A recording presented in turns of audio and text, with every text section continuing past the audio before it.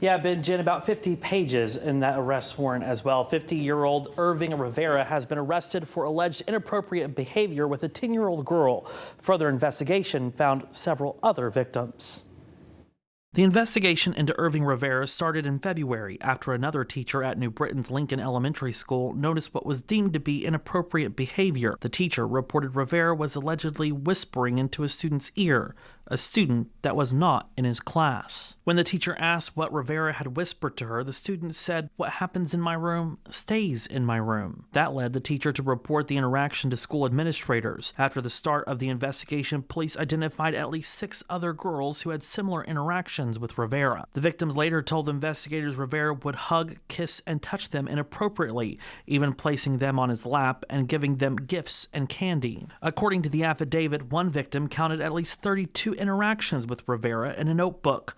The school placing him on administrative leave, but Rivera resigned late last month. Superintendent of Schools Tony Gasper said in a statement, quote, "We truly appreciate the due diligence of the agencies involved in conducting a thorough and complete process that ultimately led to Rivera's arrest.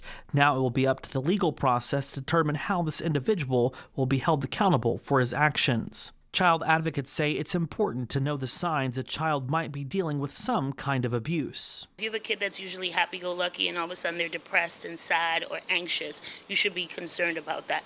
If they start to self-isolate, you should be concerned about that as well. If they don't want to go to school. And of course, communication is key. You might want to talk about what's a safe touch, right? Or what's a bad touch, so that they can understand when someone touches them in a way that's not appropriate. They can tell that if someone is physically aggressive towards them, they can understand that. As the child ages, you can be more descriptive and more specific. You can ask, have you had any interactions today with anyone that felt uncomfortable for you, that you didn't want to happen? Now, April is Child Abuse Prevention Month. The Village is hosting a Facebook Live event at noon on April 27th about this topic if you want to learn more.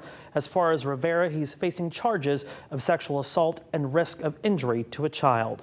In studio, Jake Garcia, Fox 61, Connecticut's news station.